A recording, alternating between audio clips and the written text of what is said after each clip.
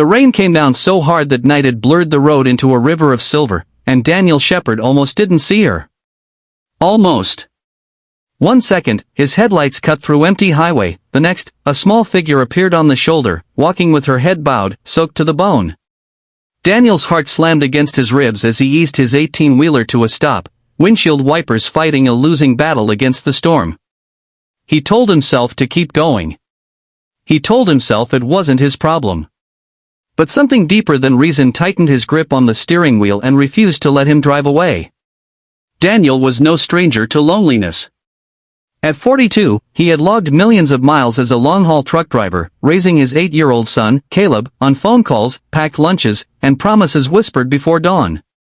His wife, Mary, had died 5 years earlier from a sudden illness, leaving Daniel to learn how to braid grief with responsibility.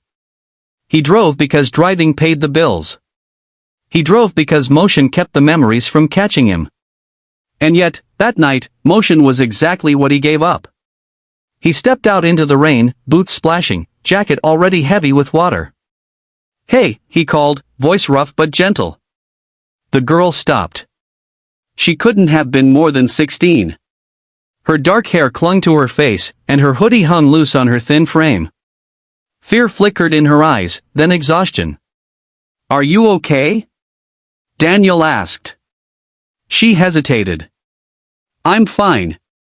People always said that when they weren't." "My name's Daniel," he said, keeping his distance. "You shouldn't be out here in this weather. Where are you headed?" She swallowed. "Anywhere." That word carried more weight than the rain. Daniel glanced at the empty road stretching both ways. He thought of Caleb asleep at home with Mrs. Thompson from next door, of the schedule waiting for him, of all the reasons to leave. Then he thought of Mary's voice, steady and kind, saying, "Do the right thing, even when it's hard."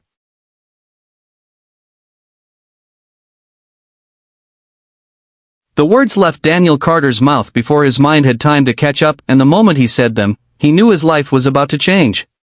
The night was cruelly cold, the kind that cut through coats and settled deep in the bones.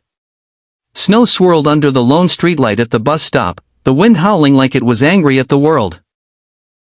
Daniel had just left the office after another 14-hour day, his tie loosened, his thoughts already drifting toward his daughter, Lily, waiting at home with her homework spread across the kitchen table.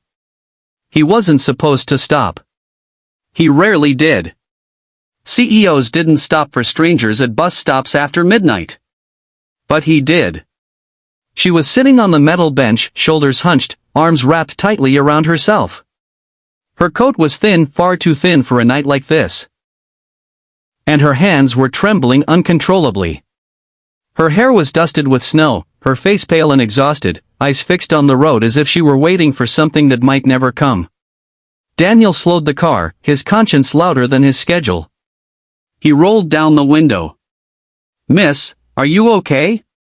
She looked up, startled, fear flashing in her eyes before she forced it back. "The buses stopped running," she said quietly. "I'll be fine.